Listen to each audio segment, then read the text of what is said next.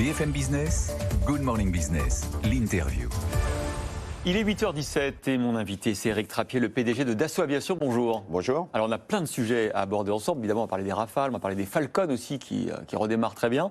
Est-ce que Dassault Aviation en 2021 va mieux qu'en 2020 ? Je rappelle qu'en 2020 vous aviez vu votre chiffre d'affaires baisser de 25%, le bénéfice fondre de 57%. Est-ce que vous aurez de meilleures nouvelles en 2021 ? Oui, il n'y a pas photo. 2020, c'était l'année de la crise, une baisse des commandes Falcon assez forte. On a malgré tout, en 2020, continué à livrer nos Rafales. On a livré un peu moins de Falcon. 2021, c'est une année qui redevient normale, j'aurais tendance à dire. Donc ça veut dire que 2021, on sait, il y a de très bonnes nouvelles sur le carnet de commandes, mais il y aura aussi des bonnes nouvelles sur les livraisons et donc le chiffre d'affaires. Alors sur les livraisons Rafale, c'est prévu, on tiendra nos objectifs très certainement. Sur les Falcon, ça remonte parce qu'il y a quand même un petit décalage entre le moment où on a des commandes et le moment où on livre. Donc 2021 restera encore un petit peu bas en ce qui concerne les livraisons. Donc on ne retrouvera peut-être pas tout de suite le niveau de chiffre d'affaires de 2019. Non, mais il faut toujours avoir la tête dans le futur. Et en réalité, c'est le carnet de commandes qui est très important, parce que c'est le carnet de commandes qui permet de se dire qu'on a de l'activité sur une période longue. Alors, on va parler du carnet de commandes, parce que, on le sait, depuis quelques jours, vous avez remporté ce contrat magnifique aux Émirats Arabes Unis, 80 Rafales, alors 14 milliards, 16 milliards, on ne sait plus, en tout cas beaucoup d'argent. Ce qui est sûr, c'est que c'est une consécration pour cet avion de combat, qui a déjà plus de 20 ans, et qui est adopté au fur et à mesure, en plus de la France, par d'autres armées de l'air dans le monde. Il y en aura d'autres, bientôt d'autres contrats à venir, la Finlande par exemple Oui, c'est déjà le 5e contrat export du Rafale, donc ça consacre une réussite qui est déjà derrière nous. C'est une super réussite parce que le chiffre va nous donner de l'activité pour longtemps, jusqu'à 2031, donc sur du long terme. C'est une réussite parce que les Émirats Arabes Unis, c'est un pays traditionnel sur lequel nous travaillons. En réalité, le Rafale, c'est la réussite de deux choses. La réussite de la spécificité française, stratégique, politique, diplomatique, et la réussite de sa technologie, la réussite de Dassault, issue d'une société modeste en termes de taille, familiale. Et vous savez, le Rafale, Marcel Dassault l'a vu, elle l'a vu sortir de nos usines. Donc c'est cette réussite basée sur les compétences, l'excellence et la technologie. Petite entreprise familiale, quand même 5 milliards, plus de 5 milliards d'euros de chiffre d'affaires, 12 000 salariés quand même. Oui, petite société, pas la PME, on se compare à Lockheed ou à Boeing. Bon, c'est vrai. Alors, quand même une question sur les avions de combat, le futur avion de combat, parce que je crois que vous avez trouvé un accord avec Airbus sur la contribution française au futur avion de combat, parce que les avions de combat, ça se décide 30 ans à l'avance. J'ai l'impression que ça bloque avec nos amis allemands, italiens potentiellement, espagnols, je ne sais pas. Est-ce qu'on va réussir enfin à faire un avion de combat européen, alors que dans la dernière génération, on a fait le Rafale et puis il y avait l'Eurofighter en face.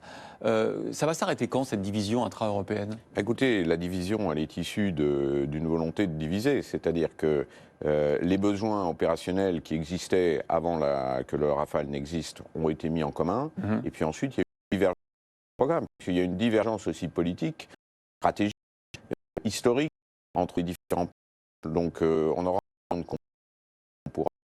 un sous-marin pour partir une vraie volonté d'une Europe souveraine. Mais les Allemands, avec les Allemands, la France est souveraine, elle a des armées, elle a un modèle cohérent et elle a su faire la réussite du Rafale. Donc c'est une réussite française. En matière de stratégie militaire, on ne partage pas la même vision que l'Allemagne ? On ne peut pas faire le même avion que les Allemands ? Écoutez, vous savez, je ne vais pas commenter la réalité, mais la France, elle est issue d'une volonté du général de Gaulle de la Ve République, d'une stratégie de dissuasion nucléaire, compte tenu à l'époque de la problématique Est-Ouest. Aujourd'hui, le monde est encore moins sûr qu'avant. C'est cette logique de la dissuasion nucléaire qui a permis le développement des avions de combat à leur niveau d'aujourd'hui, et c'est cette logique qui prime en France. C'est pas tout à fait la même logique dans les autres pays en Europe. Et voilà. Alors, il y a une volonté politique de faire un avion de combat commun entre la France, l'Allemagne et l'Espagne. Cette volonté, nous l'avons suivie, nous avons répondu favorablement à ce besoin politique et ce besoin des opérationnels. Aujourd'hui, on se bat aussi pour que ça soit un avion de combat européen qui réussisse, c'est-à-dire basé sur les compétences, basé sur les savoir-faire. Donc ceux du best athlète, on met le meilleur au meilleur endroit. Mais Éric Trappier, est-ce qu'on pourrait, une nouvelle fois, avoir 2 avions de combat en Europe ? Et est-ce que quelque part ce succès-là, aux Émirats Arabes Unis, Pas dans le sens de dire, voyez, on y arrive, même si on n'est pas tous européens, on arrive à faire la best practice, le meilleur avion qu'on peut vendre à travers le monde, sans avoir besoin de trouver forcément un accord avec tous nos partenaires européens. Oui, c'est une belle démonstration d'une réussite française. Donc à partir de là, si on fait en européen, il faut faire mieux. C'est-à-dire qu'on peut partager les coûts d'une certaine manière, pourvu qu'on donne le travail à ceux qui savent faire, et non pas qu'on fasse de la duplication. Le problème du modèle européen de temps en temps dans l'industrie de défense, c'est de faire de la duplication, de ne pas mettre forcément les meilleurs aux meilleurs endroits. Donc on ne fait pas à ce moment-là le meilleur avion de combat. Or, face aux Américains, si on réussit aussi, c'est que l'avion est bon. C'est que c'est le meilleur avion du monde. Donc il faut aussi faire un bon avion.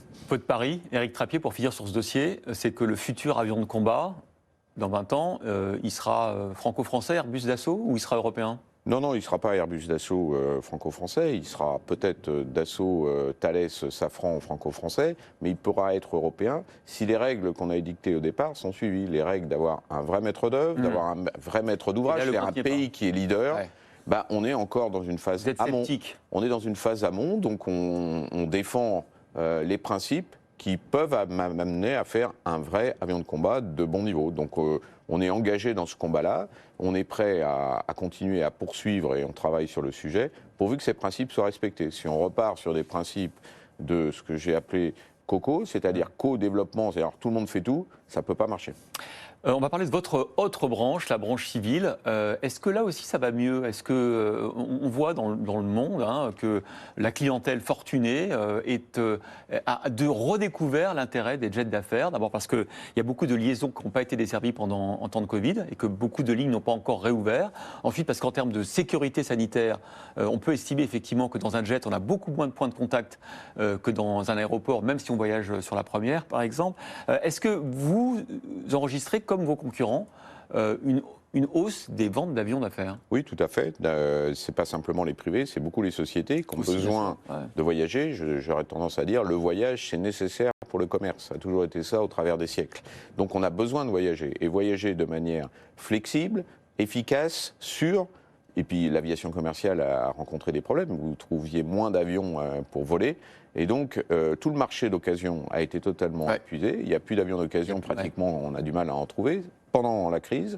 Et aujourd'hui... C'est comme les voitures, le prix des avions d'occasion a augmenté. Oui, parce que c'est l'offre, le marché qui est comme ça. Et maintenant, on vend des avions neufs. Donc, il y a une reprise des avions neufs, surtout en 2021. Le carnet de commandes sera meilleur qu'en 2020 et de loin. C'est-à-dire que, par exemple, à la fin 2020, vous aviez je crois, dans le carnet de commandes de 34 Falcon. Vous avez combien de commandes en plus cette année? Ça, on ne le dit pas. On le dira sur nos résultats 2021 au mois de février. Bon, mais normalement, vous devriez accélérer la cadence, notamment. Ça grimpe. Ouais. Alors, on n'a pas beaucoup baissé les cadences. Donc, on avait des avions qu'on avait un peu moins à vendre. Donc, on est en train de bien étudier ce marché-là parce que les cadences, ça va, ça vient, mais il faut quand même une stabilité dans le monde industriel. Et puis, il y a le Rafale qui monte. On va monter les cadences du Rafale. Donc, d'une manière générale, on va monter l'emploi chez Dassault et chez nos sous-traitants. Alors, d'ailleurs, est-ce qu'il y a polyvalence chez vos salariés entre la partie civile et militaire? Vous dites on va monter les cadences sur le Rafale, c'est vrai, parce qu'il va falloir fournir notamment ces 80 avions aux Émirats. Est-ce que, du coup, vous allez être un peu empêché dans l'augmentation des cadences sur les Falcons? Non, on n'est pas empêché, on est totalement dual, donc on peut passer de civil à militaire ou de militaire à civil, que ce soit au bureau d'études ou en fabrication, ou en essai en vol. Mais en réalité, on a des sous-traitants, donc on va donner plus de travail. Les sous-traitants ont beaucoup souffert pendant le Covid, parce que chacun a repris un peu de travail. Là, on va être capable de renvoyer beaucoup de charges de travail chez nos sous-traitants. Donc c'est une bonne nouvelle de l'écosystème français. Est-ce que vous allez du coup embaucher chez Dassault Aviation? Oui, bien sûr, on va embaucher. D'abord, on a continué à embaucher même pendant la crise, moins. Mais on a besoin aussi de renouveler nos équipes, de les former. Et aujourd'hui, avec un carnet de commandes qui est plus épais sur du long terme, c'est surtout le temps qui compte, on va pouvoir embaucher plus. Alors j'ai vu que les négociations salariales, comme beaucoup de groupes, on est en plein dedans, il y a beaucoup de fédérations aussi d'ailleurs qui sont en négociation, que c'était parfois compliqué, il y avait des frictions, je crois que vous proposez 1,6% d'augmentation. Est-ce que, compte tenu des nouvelles commandes que vous avez, il va falloir lâcher du lest? Alors écoutez, on sort d'une crise, donc c'est vrai que pendant cette crise, on a été moins généreux qu'on ne peut l'être d'habitude. Donc il y a une envie en sortant de crise, on est prudent, on regarde un petit peu ce que va être le futur. L'arrivée des contrats Rafale est une bonne nouvelle. Donc il est certain aussi que ce qu'on appelle la NAO, les négociations annuelles pour le salaire, vont être meilleurs cette année que les années passées, il n'y a pas de doute. Donc on est en plein dans la négociation, je ne ferai pas plus de commentaires.